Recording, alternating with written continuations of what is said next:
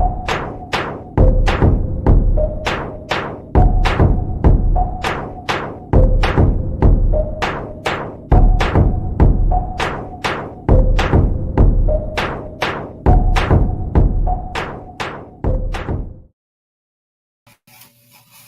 evening, good evening, good evening. And this wants to welcome you to a new edition of Urban Sentinel Live. I'm your host, Reggie Kearney, and we're just going to sit back and, jibber jabby for a little while, on some of the current events and things that are going on.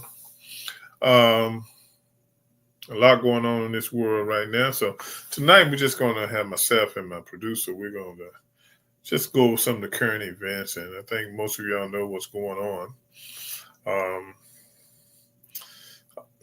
It's crazy out here, just really crazy.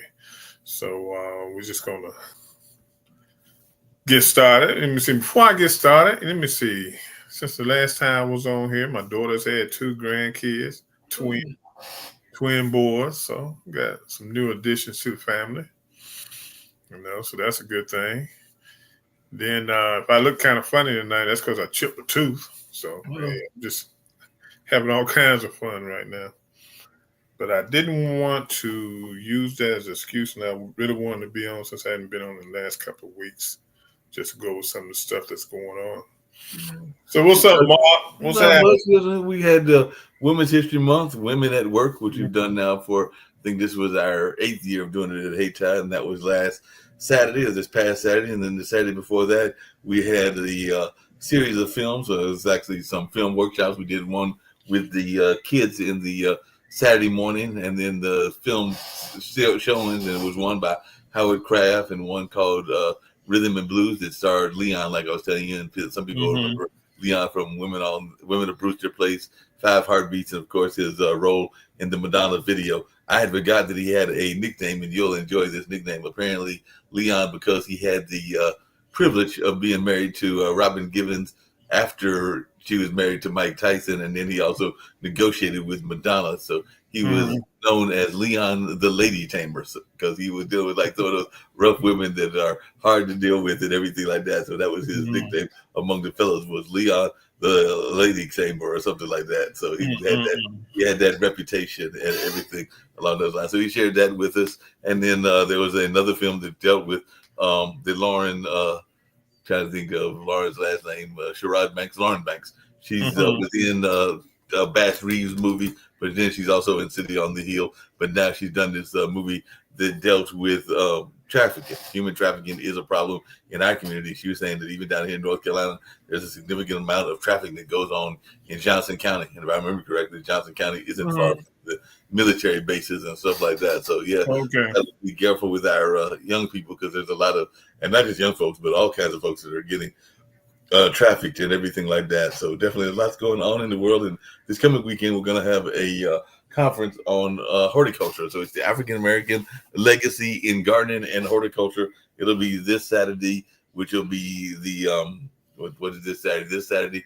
will be the 29th. So this Saturday, the 29th, and they'll have different people making presentations. I think Daryl Stover and others will be making presentations and looking at our legacy within the gardening community, because a lot of people, particularly in our community, like to have their gardens, and sometimes they might even have small gardens based in their apartment complexes. I know there's a young lady, a Latin American lady, that was used to grow sunflowers. I don't think she grew them last year, but she grew those things regularly that would grow tall up to at least several feet high and everything like that. So we got stuff going on at Hayti as usual, and so keeping busy over there, even though I'm not there today. I'll be there on tomorrow for a history tour, and then on Thursday with a yoga class. So I'm keeping busy with stuff over there, and then we're celebrating our 50th anniversary. So this will be the 50th anniversary of Hayti this year, and I think we're planning a big celebration for August. And okay. Good. Yeah, gardens are very important in the Black community. Oh, yeah. Coming up as a kid down in North Carolina, that's one thing I hated for the spring and summer, because my father planted a garden, and we had to be out there. And, it's funny. It's funny you said that, because my mom said that that's the one reason she knew she was going to go to North Carolina Central University or go to college, because she got out there in that garden and doing some of that farm work. It wasn't just garden; it was farm work. And I think after she had a couple of doses of that farm work, she was like, "This is not the life for me." She was not. What was that show, Green Acres? That she was not the one that was going to be the life for her. She was wanting to do something that was a little bit more education based, and she actually got her first degree in counseling because she was a guidance counselor in Zebulon back when I was born in the 60s and everything. Oh, okay. But she knew that was, even though she made her reputation as a in the foundation world and then with the radio station that her and my dad founded, but she knew that was not going to be the life for her after she did that one time. Yeah, man, I was so glad. I was so glad to go off to college and not had to do gardens no more. Lord have mercy. But we survived, and that's how the black community survived. They survived on through gardens. We didn't have to go to the supermarket to buy a whole lot of stuff in the summertime, spring and summer, other than your meats and stuff. And they did a lot of canning, so a lot of the product coming out of the garden was canned, and you just open it up and use it when you need it. We might have to go back to that because Trump's got all kinds of stuff going on with the tariffs and all this other kind of stuff. So we might have to go back to the garden. So this event on Saturday might be timely because I'm thinking more and more people might have to depend on the gardens and all along those lines just to survive. Yeah, and you look at all that canning they used to do with them mason jars. I'm surprised more of us ain't dead from botulism. That's true. Because there was not any controls to what they were doing. No, man. 'Cause I know my grandmother had in her smokehouse. I mean, she would have jams and stuff that were 2 and 3 years old. And go out there and get a jar and pop that thing over and throw it on the biscuit like nothing. Hey, it wasn't no big deal. So yeah, I'm surprised you didn't hear about a lot of people dying of botulism. Because they canned string beans, canned cucumbers for pickles and everything. They just can. They were canning, and canning was very popular. The other thing that I mentioned to you before that we got over at Hayti, it'll come down in about I think a week and a half, 2 weeks at the max and everything.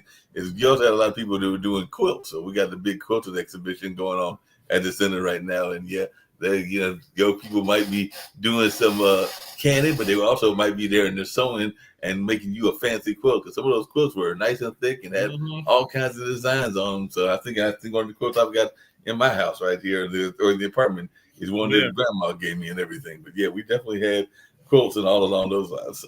Because I still have my quilt from when my grandmother made for me when I was a baby from 1957. Wow. You still got that quilt with you? Huh? You still got it? Yeah, I still got it. I need to put it in the cleaners and get it clean. But because in the basement, but I still have it. I don't use it because I use that quilt, man. I'll be burning up. Yeah, because it's probably nice and thick. So yeah, it is. So look, man, you got that video I sent you?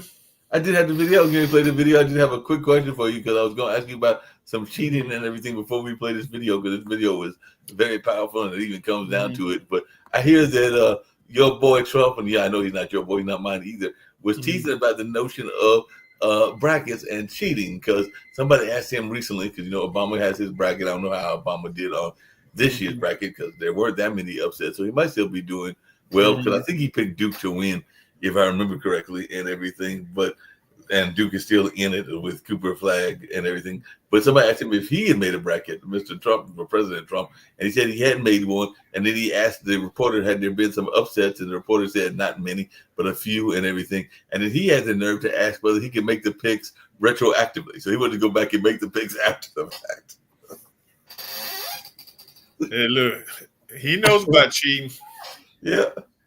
He knows about cheating. So he's gonna cheat. He's gonna cheat even in this. He's gonna go back there and make the picks after we then got 1/4 of the teams into the Sweet 16. So there are 48 teams, including my alma mater, that are no longer there, and St. John's is no longer there. But he was gonna go back there and predicted he was gonna pick those losses even before they happened. So all he got to do is worry about getting. There'll be 8 games this week. Then those winners will get us down to the final 8. So 8, 4, 2. So now we got to worry about getting 14 games right now or something like that. But look, is Your team on it is Marquette still No, we didn't even make it to the Sweet 16. New Mexico knocked us out. We had Oh, okay. we couldn't get our defense like we usually do, and we were kind of slow rolling into the tournament, so we had a rough time. And St. John's beat us, I think, 3 times, and we lost. Actually, New Mexico is coached. I don't think we like the name Patino because New Mexico is coached by Rick Pitino's son. So of our, I think 11 or 12 losses, 4 of them were by the Patino family because we lost to St. John's all 3 times that we played them, and then we lost to the son. So I don't think. He lost too, because New Mexico lost. New Mexico lost after they beat us. They beat us, Yeah. and then they lost. Oh, okay. Yeah. So yeah, they're out of it now, and cause there is no Big East team left because Danny Hurley isn't happy. Connecticut will not repeat because they lost too. So the 5 Big East teams were Marquette, Xavier, Creighton, St. John's, and Connecticut. So all 5 of them are out of it. We got 1 ACC team left, and there are only 4 that went in there. Virginia, Louisville, UNC lost, and Duke is the only one left. So yeah, because the SEC they had like 14 teams this year. They had 14 teams, and they still rolling strong. I think out of the Sweet 16, they still got about 5 or 6 in there because I know, let's see, Florida is in the SEC, Alabama and Auburn are in the SEC. So I got to look at the whole Sweet 16, but they got their SEC is still quite well represented. They might have they got at least, I'm thinking they got a fourth of the teams in there that are SEC in the Sweet 16. I'm going to play this video of yours, and we'll talk about that. But let me just see how many SEC teams we got in the Sweet 16 and everything. Because now we got the whole coaching carousel going because they even fired a couple of coaches that had near winning seasons. Like, State did not make it, so they fired their coach. And then I think they fired a couple of other coaches, including some that had some good records and everything, but they were like, "Nah, y'all did not make it to the big dance, so we want y'all out of here." That's right. So that can be tough and everything like that. So with let's see how many SEC sits in the driver's seat. They said in the Sweet 16 field and everything like that. They said the storyline for the Sweet 16, all otherwise known as the SEC. And 9 other teams. So that means that there are 7 in the SEC that are in the Sweet 16. 7 SEC teams, including Arizona. And Arizona, I think, is SEC, and they'll be playing Duke.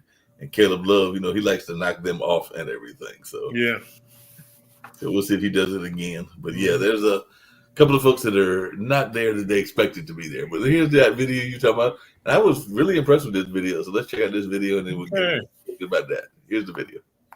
To my Trinity family, if you will just give me 5 minutes, there's some information that I've got to share with you about puppet masters that are controlling the puppet. Puppet masters that are controlling the puppet. Let me begin by sharing this information today. There's a person you have never heard of who may be one of the most influential thinkers in the right-wing and white nationalist space in this country. His name is Curtis Yarvin. Let me say it again, Curtis Yarvin. He founded the anti-egalitarian and the anti-democratic movement known as the Dark Enlightenment or neo-reactionary movement. This movement believes democracy is a failed experiment and must be replaced by a monarchy or a dictatorship. The way to reach this goal is through Silicon Valley. Silicon Valley venture capitalists who will use their money to sway public opinion and miseducate the masses through social media and collecting our data. One of Curtis Yarvin's disciples is a person by the name of Peter Thiel. Peter Thiel, I'm not sure the pronunciation, is a South African, or an Afrikaner, just like Elon Musk, who founded PayPal. Peter Thiel funded the political rise of J.D. Vance. J.D. Vance has publicly stated that Curtis Yarvin is his intellectual mentor. Now, Curtis Yarvin says in order to destroy democracy, they have a program called RAGE. RAGE, R-A-G-E, RAGE. And this program means retire all government employee. RAGE, Project 25, RAGE, and now DOGE is doing the work of Curtis Yarvin. Curtis Yarvin believes some races are fit for servitude.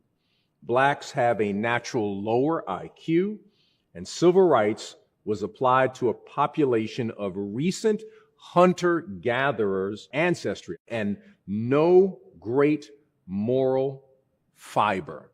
As a result, civil rights in America created absolute garbage.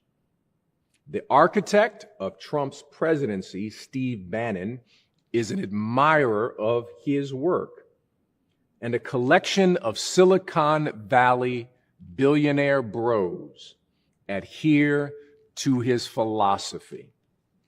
How do we push back? Number one, we've got to be educated about what is happening. Number two, we have to be deliberate with our dollars. There's no reason we should be supporting any business that plays in our face. Support local, support Black businesses. Number three, support Black institutions that believe in liberation. Whether it is your church, HBCU, whether it is an activist organization, unions, independent press, fraternities, sororities, all of these organizations we have to support, and we have to raise our voice. And finally, you've got to be the most engaged voter, politically astute, not miseducated, but educated. They are coming after us. RAGE, retiring all government employee, dismantling the Department of Education. We are in the midst of a hostile takeover in America. But let me give you one thing. All of this research I have been doing, I found out that their greatest fear is Black people when they're organized. From 1971 to today, we have the power, and we are connected to an all-powerful God. In the words of Sean Connery from The Untouchables, there ended the lesson, and that's my 5 minutes. Peace. All right. Now, that was a good video by Reverend Moss. He's a great preacher. I mean, if none of you all have heard any of his sermons, go on YouTube and look up Otis Moss and just listen to a couple of his sermons. Black theology at its best, okay? Black theology at its best. He's the pastor, I believe, at Reverend Jeremiah Wright's church now. Okay. So he's very powerful, and he's into Black theology preaching. Now, I know as a kid, or probably not as a kid, but in college and growing up, you always heard about that the country and that the world was only ran by a certain group of people. Yeah, that's been out there for a while. That it's run by the ruling class. And these are people who have money. Mm-hmm. And I think what we're seeing now, is a government being ran by oligarchs. Oh, yeah. And people that are close to them.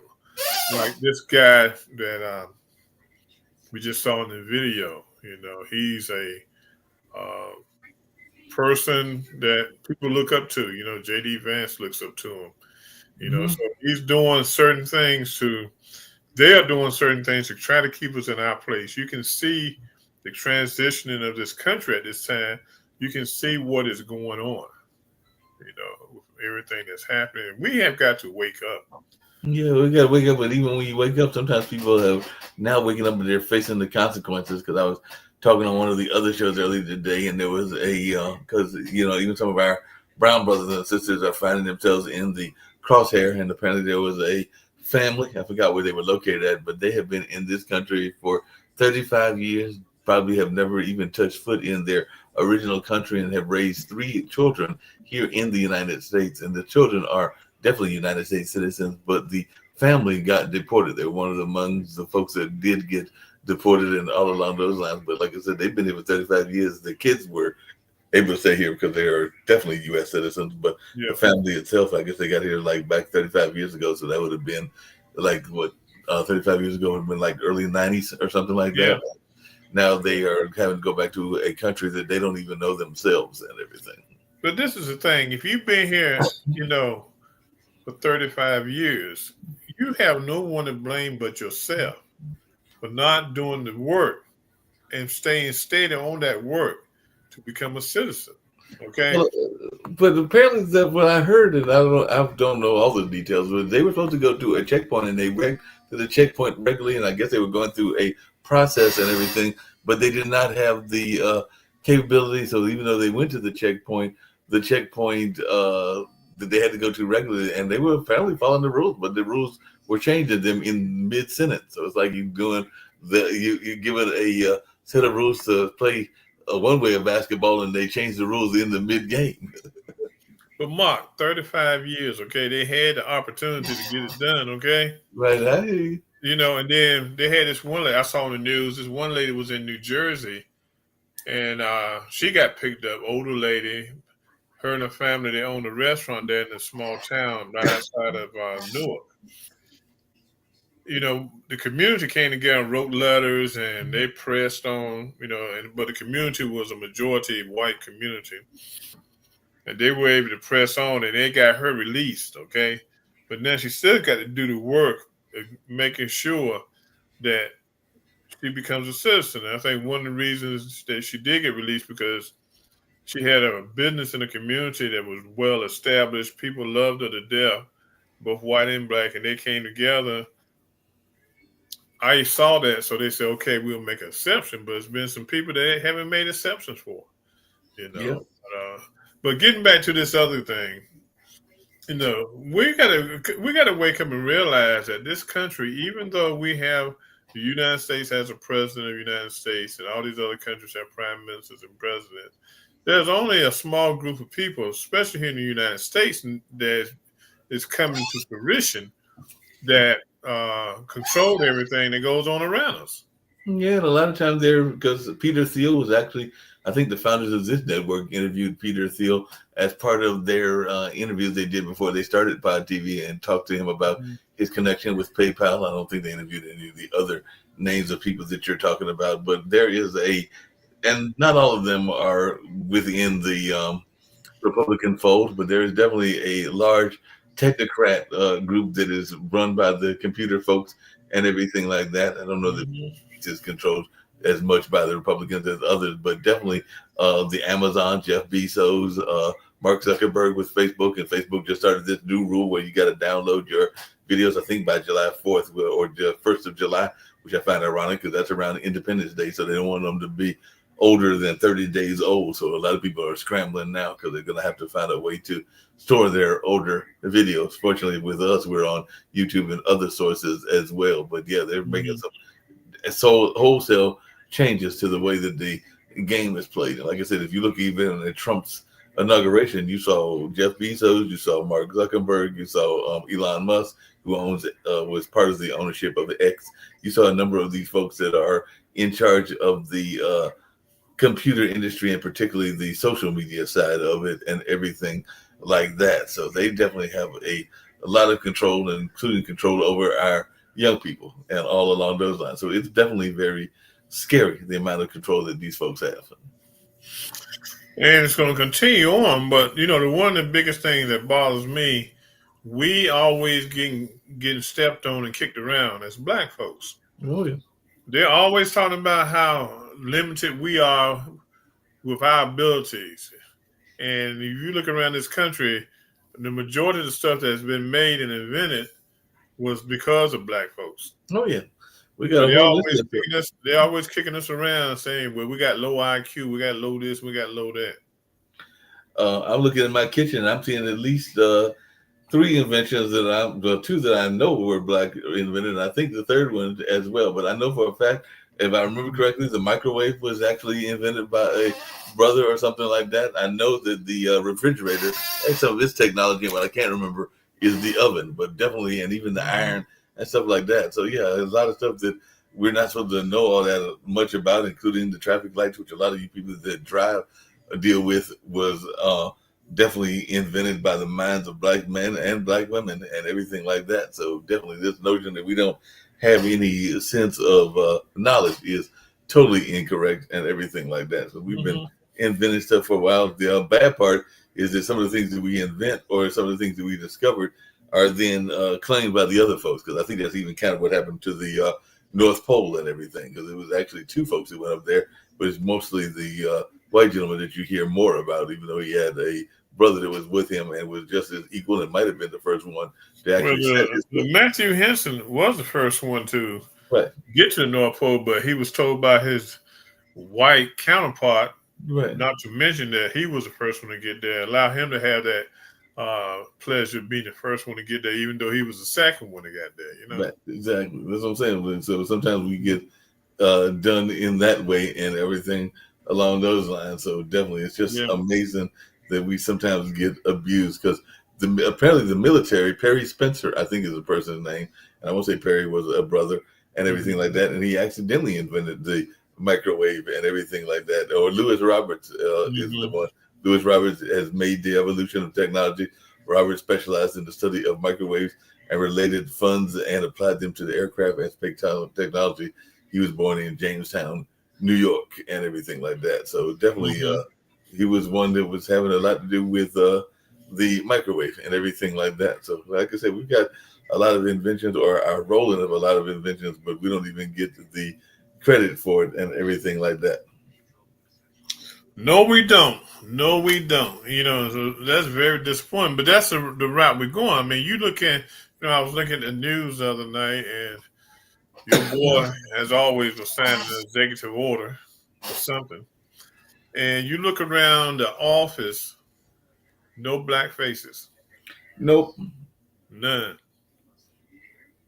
none. Oh, he just signed another executive order. Let's see what the crazy man has done this time. I think he just defunded something. So let's see what he has done now.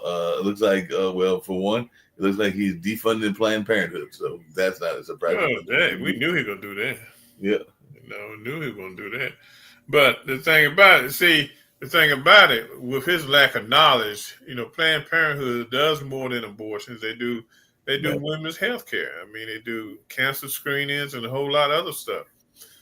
But just the thing that pleased the so-called quote unquote radical racist evangelicals, Oh, he's hold on a second. This is right up the alley of what your person just talking about. That's what I was looking for and everything. Because I think he just did this today, like probably in a minute or two.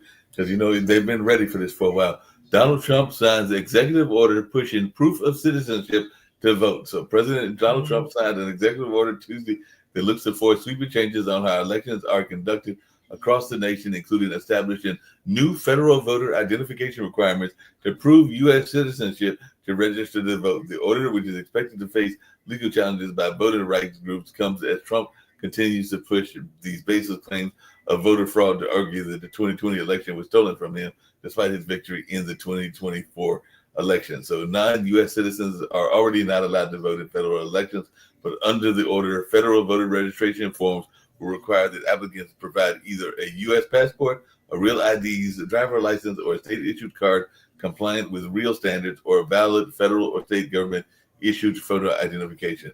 The order threatens to withhold federal election-related funds from states that do not require voter identification to prove U.S. citizenship. So it looks like he's definitely, and it also takes aim at mail-in voting, a practice Trump has long criticized by instructing his Attorney General Pam Bondi to take all necessary steps to ensure states don't count absentee ballots that will arrive after election day. So yeah, he's doing all kinds of crazy stuff with the election, including it looks like he's going to have us all have to have federal ID in order to vote. And it's hard enough just getting sometimes state ID. Now he wants us to get federal IDs as well.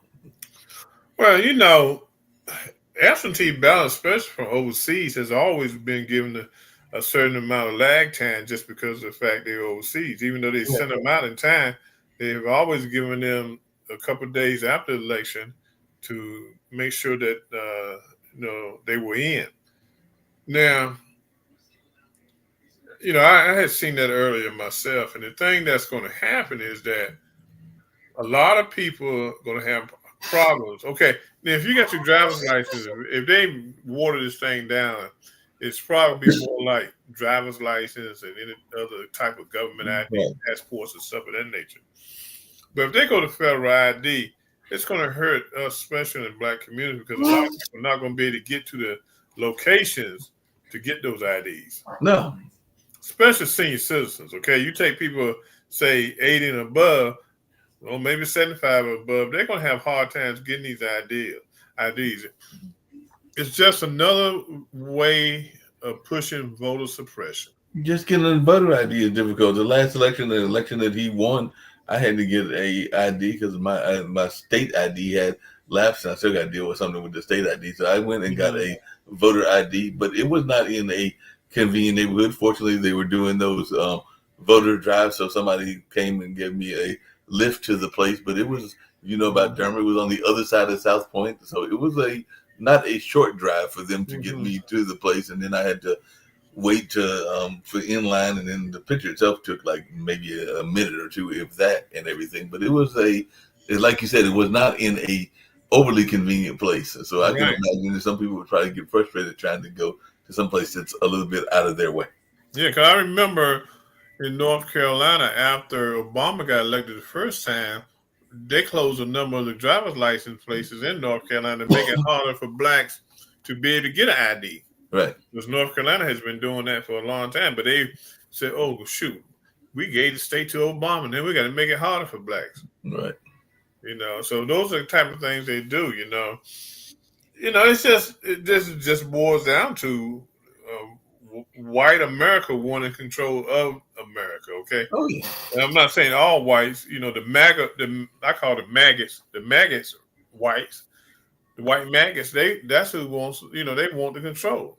They want control, but do they understand what they were getting? Because I think some of them have been actually regretting their votes. I've even seen that in some of the social media where some of the people are going like, I thought it was just going to hit them, or I thought it was just going to hit these other groups, meaning us and some other targeted groups. But like some of the white farmers in Kansas are seeing that they have been targeted, and some of the other people that are being impacted by some of these decisions, whether it's the tariffs or some of the other decisions. I don't know that they thought it was going to hit them as hard as they thought as hard as it has, including some of the grocery prices. Now they put it on the bird flu and different things. I'm not saying bird flu doesn't have something to do with it, but I think that they were expecting it was just going to impact the Black and brown people and not even realize how it was going to impact them directly. Because I can tell you the price of eggs, even if they wasn't with the bird flu, was probably going to go up anyway, because who does the majority of the work? It's not even us Black folks. It's mostly a lot of the brown people. And if we're deporting all of them, then who's going to do the work? Well, what it goes to show you is that Kamala, on a constant, made it known that, hey, Project 2025 was going to hurt us.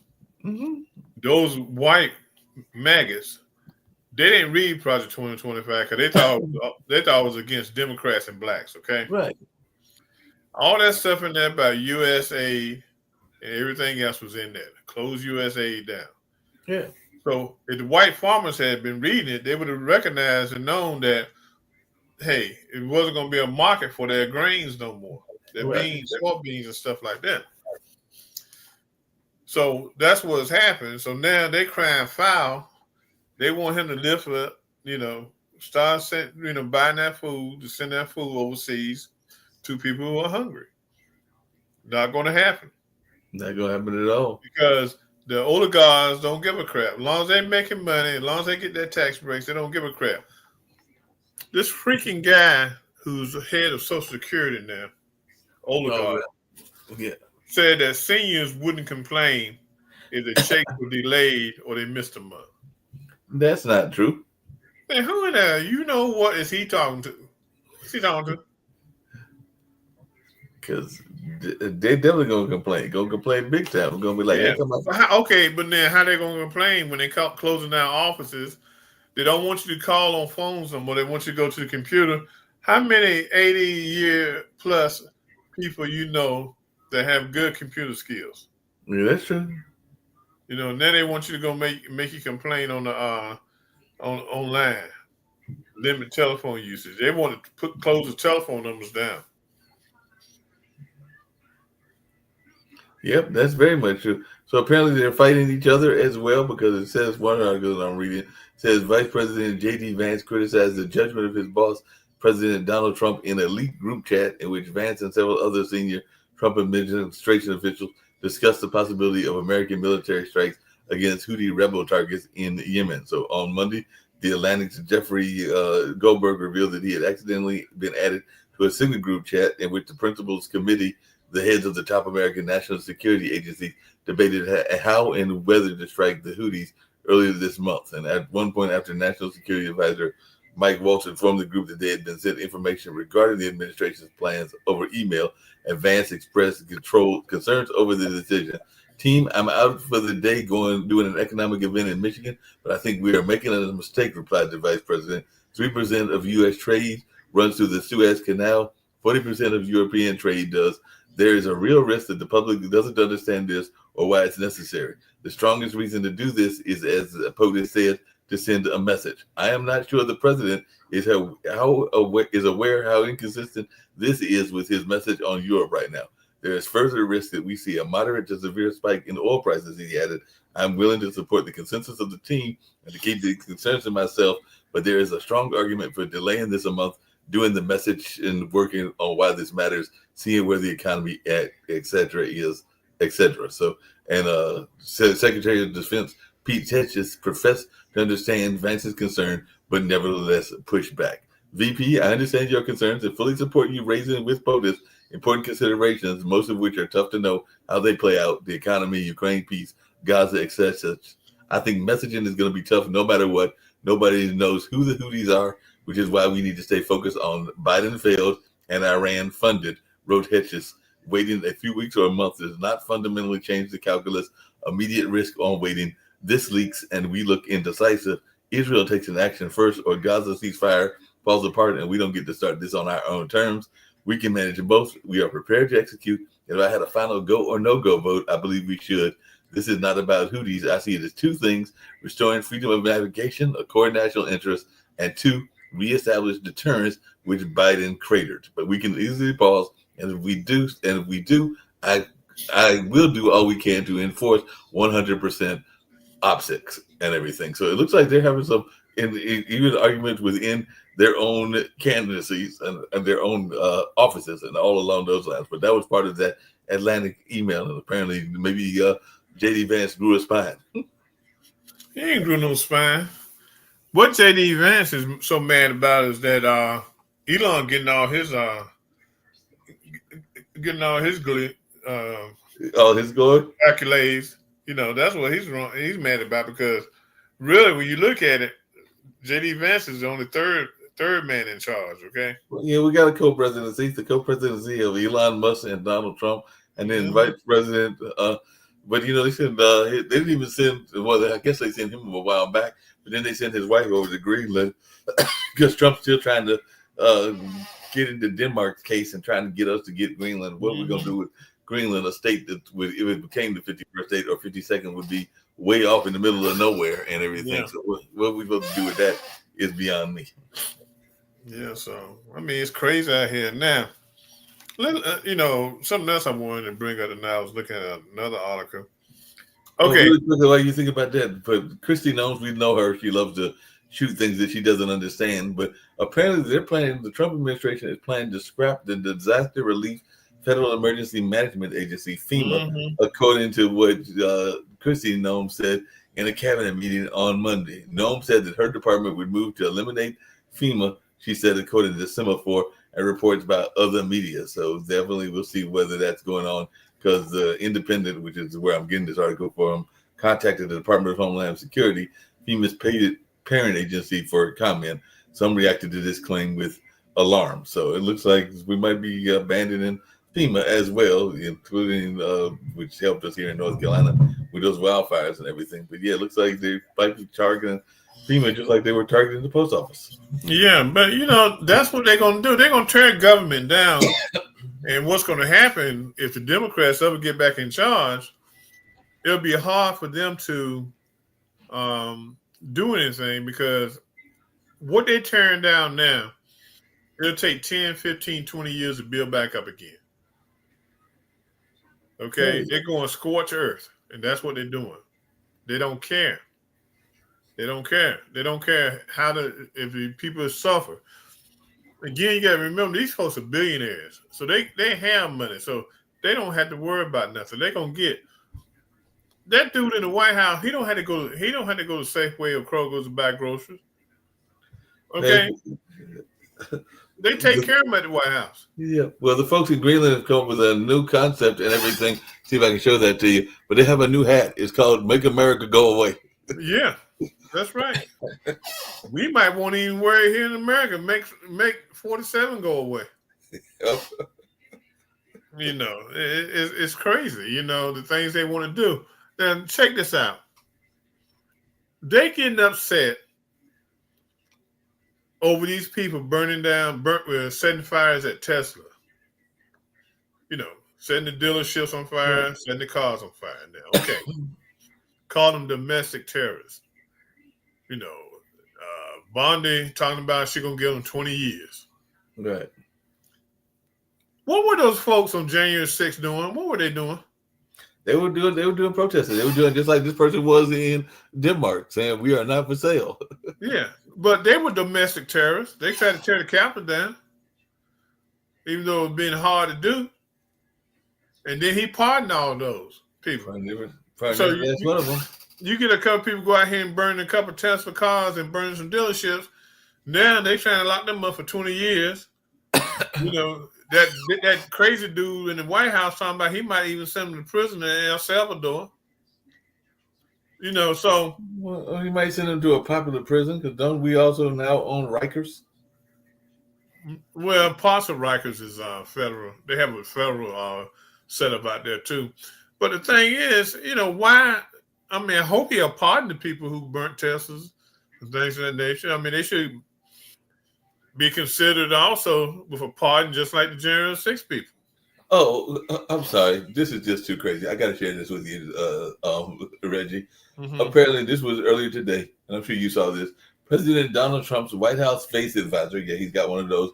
Paula White is urging her followers to $1,000 before Easter in order to release 7 specific supernatural blessings that include God assigning an angel to you, being an enemy to your enemies, giving you prosperity, and curing sickness. So if you do all of that, that's what you get for this and everything. And she's been a staunch Trump ally for years, frequently delivering impassioned prayers to voice their support for him, including giving the opening prayer at the January 6, 2021 rally that preceded the attack. So, yeah, this Easter donation solicitation is not the first time he's asked people to send money in exchange for supernatural protection. In March of 2020, he was scheduled to be the featured speaker at a religious conference in Phoenix, Arizona, that was selling non-refundable tickets and promised attendees supernatural protection from the coronavirus now, along with the cure for every virus and plague. After backlash, she withdrew from the conference. And I remember, wasn't it, because I think he passed on, but what didn't, it's one of the big televangelists. Didn't Oral Roberts do something like that back in the day? Oh, they all have. I mean, it's just not, it's just not a black preacher thing. It's just a white preacher thing. It's a black and whites doing it. They're making money off people, and people aren't using their good senses that God gave them to see through these scams. She even got it on her website. She said, and the verse, I'm not going to give you the verses, but it is, they will assign an angel to you, be an enemy to your enemies, give you prosperity, take sickness away from you, give you. It seemed like I lost Mark for a minute. Mark, you froze on me. Now, let's give Mark a couple minutes to come back, but he was talking about Paula White and her $1,000 opportunity to be made whole again. But people will go out and purchase No, what I was saying, since it froze up for a minute, people are going to go out and give her $1,000. Okay, Mm-hmm. just the bottom line of it. So I mean, she might clear. I wouldn't be surprised if she don't clear $50,000 just off of that. 50,000. I think that's a low amount because she's given. How much did we say she was given? She's saying $1,000. Right. So $50,000 is only 50 people. I'm thinking she's gonna clear like 5 million or maybe even billions because fifty Nah, ain't thousand. that many people out there giving. Ain't that many people out there gonna give her that. You She don't know think? what she's doing. She'll get the 50 and be happy with it. Okay, because it ain't gonna go to the church. It's gonna go to her for her work. Yeah, because he says that the $50 for the $50 donors would get a wonderful death, burial, and resurrection bundle that included a devotional book by White and some DVDs and CDs with what appears to be sermons and music. $125 donation would add a special olive wood communion set from the Holy Land that included wood communion cups, a booklet, and was complete with the bread and the juice, a bottle of grape juice from the Holy Land, and some unleavened bread in a plastic wrapper. If you gave $1,000 or more as the Holy Spirit leads you, that's when she's going to give you, she'll send you the beautiful tin Waterford crystal cross that will look absolutely wonderful at your home or office. And I think that's when you're supposed to get all these things that they are promising that I had mentioned earlier. And I don't know how much the folks heard and everything, but yeah, they're asking for all kinds of things that they're saying that you would get. Assign an angel to you, be an enemy to your enemies, give you prosperity, take sickness away from you, give you a long life, bring increase and inheritance, and give a special year of blessing. That is what she's saying if you do the big give and all along those lines. Well, how you know you go if you get an angel? Yeah, exactly. How you gonna know the angel is? How you gonna know the angel is there? That is a legitimate question. I don't Yeah. know the answer to that. How you gonna know the angel is there? I mean, is the Hmm. angel going to reveal himself? I don't know, but probably for another $1,000, she can get you the name and address of the angel. So, well, I mean, there's several angels that are in the Bible, so I guess she'll just send you the name of, like, say, Gabriel or one of the other angels, and say that is yours. But people are gonna, jump on that. You know, there are so many preachers out here now that are making money off the flock. Making big money. Oh, we did have one of them people admit something that this you'll find funny and everything, but there's this little press secretary. Apparently, she's got a husband that's about our age and everything, a little bit younger, but not much, and everything like that. But she just recently admitted that Elon Musk, weird personality, gives her the icks because Carolyn Levitt, the press secretary, is a young girl. So it sometimes the article says it's sometimes safe to assume that she has to bite her tongue. Unfortunately, even if your job is all about putting a particular spin on things, sometimes what you really think is written all over your face. It seems that was the case for Levitt when she saw Elon Musk's latest embarrassing viral moment firsthand. It's making a U-turn on his political views, and Donald Trump, Musk has managed to secure his title as Trump's most embarrassing crony amid some very stiff competition. So it looks like she might have had to admit as she's standing right next to Musk in the clip, that she can't hide her apparent disbelief at his childlike display behavior. So sometimes your facial expressions will reveal what you're really thinking. So that's Yeah. apparently what it was, is that she was letting folks know that I can't believe that this man is doing what he's doing. Yeah. So I mean, the country is really getting beat up, tore up, blown apart right now, and you got a group of people that really don't care. They're accepting everything that's going on. Well, apparently Trump is wearing Musk is wearing a hat, and on his hat it says Trump was right about everything. So apparently he thinks Trump was right about everything. Yeah. But this is the thing. Why do you want to get caught up in this mess and allow this country to fall? Oh yeah. That's what I can't fathom. You putting your hands in the hands of a dodo bird, and you so happy.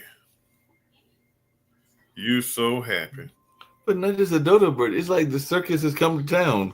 A friend of mine told me that they went to a flea market here in North Carolina, and they saw some of the people that were looking like carnies. Mhm. And they were selling the different products and everything. You know, some women that were overly hairy and all along those lines, and some that were wearing floppy shoes. I mean, they were not intentionally looking like carnies. It's just the Mhm. nature of what they were doing. They were out there hawking whatever they were hawking and everything like that. But isn't that really what the country has become? Is one big giant collection of carnies that are working together? Because that's what I was thinking. Is my friend told me about the carnies he ran into, and they weren't real carnies, but they just had that carny-like personality. But aren't we just, whether it's Hedges or whether it's, I mean, we got that woman that's in charge of education that used to run a whole wrestling league with her husband and everything. So did he just collect all the carnies he could, and he still added them together, and just like the carny convention?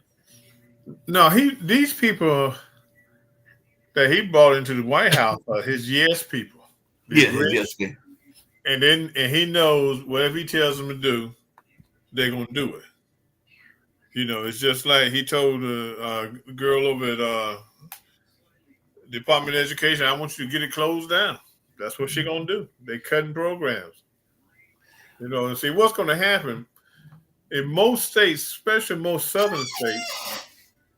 The money that gets sent to these southern states, say North Carolina in particular, they're gonna take that money, the extra money they have, they're gonna give it to the charter schools, Mm-hmm. and that's what they're gonna do. Yeah, no, I can see them doing that. I mean, Howard Fuller would be glad because he's a charter school supporter, and there's some other brothers and sisters that like charter schools, but it's not going to be every charter school because they're not going to give it to the charter schools that tout Afrocentric stuff because that'd be too much like They're gonna give it to the white charter charters. schools Right. They're not going to in the give it to red counties, in the and red that's what county. they're gonna do. Yeah, because You know, they're not going to give it to the ones that teach like St. C Academy that teach things from an African perspective, and they're never Mhm. not going to give it to Mhm. the ones. They might not even give it to some of the Black Christian charter schools and everything like that. Like I'm thinking Durham Nativity because that might Mhm. not be the right skin color for what they want to Yeah. do. So I agree that they're going to give it to those folks like that and everything. But I just got a question for you. Did we learn this lesson not to accept everything from a con man because he might just lead you to your demise from a very famous case of a con man that did that? Because I'm thinking this, because you said they would do anything for him. I mean, would they be as willing to do like Jim Jones and to kill themselves for him? Do you think that they've got it that bad for the president and everything? Because I just remember Guyana, I think it was, and he Mhm. basically got all those people to drink that liquid, knowing good and well that it was poison and he was killing all those people. Mhm. I don't think they'll go that far, but I think they'll go far enough because at the end of the day, they're making money too. Right. You know, and so they'll do whatever he asks. They're not going to turn him down. You know, and that's how it is. When you talking about con man, he conned everybody. Mhm. Kamala was saying, "Read the book." I don't know nothing about the book. I don't know who wrote the book. Okay, I'm not going to do this. I'm not going to do that. First day I'm in office, I'm going to make grocery prices go down. But that okay, they always talking about black folks and their level of intelligence. Okay, this only shows what the level. This showed us what the level of intelligence was for some white people. Okay, Yeah. I mean, how long and has he some of been the in? some of the Negroes that follow him Yeah, around. Okay, some of them felt for it as well. Because how long has he been in office now? It's been close to 60 days, I think, or maybe even close to 70 or 90 days. I yeah. forget the Mhm. exact amount, but he's been in there. Well, he's been in there since January, and this is now getting ready to go to April. So it's probably pushing near 90 days and everything. He's definitely probably over 60 days. And Yeah, isn't this the same man that said that he was going to end the Ukraine war within 3 days in of him being 24 in hours. office? Yeah, and now he got Ukraine. They ain't gonna get nothing out of this peace deal No. because Russia gonna get everything they want. Yep. And see, and the Europeans, they saying forget Trump. We're gonna leave him behind. We're gonna leave the U.S. alone because we can't depend on the U.S. anymore. Yeah, they're like, can't deal with it. Yeah, because you don't know what this guy going to wake up in the morning and think about doing. No. Well, I mean, it seems like he signs a new executive order every day because I think he dreams them up at nighttime. Like he does. He's like, let's see, what do I want to do today? Mm-hmm. I'm waiting for him to start doing silly executive orders. Like, I can see him coming in one day, and I don't even know what the color is because I've been on tour, but that was a long time ago. Of the, I think I was on a tour, or at least near the White House. I know I went to Obama's first inauguration and everything, but I can see him now going like, I think that all the toilets should be gold and only my towels should be purple. I'm signing an executive order saying that every toilet in the White House has to be gold and every bathrobe has to be purple and red. He's already doing that. They showed on the news on 60 Minutes or something. They were showing a clip that where Fox was interviewing him in the White House and the Oval Office. Mm-hmm. He done put it gold trim all over the place. Yeah. Look just as ghetto as I don't know what. And did he say he was going to make some changes to the Rose Garden to do a bunch of he done started making that. He going to pave over the Rose Garden. He said he's going to pave over the Rose Garden? Yeah, going to take it up. Wow. Well, his wife took it up the first time they was in there. Right. And then when Jill came back, Jill reestablished it. Okay. So this time he going to pave over it. He's just going to pave over it. He's going to use some of that pavement that he's also going to use for the Gaza resorts that he's going to be building? Because he's going to build those Gaza resorts. Well, what you think of Tiger? Tiger, I'm not black unless I need to be Black Woods. Yeah, Tiger's got his own mindset.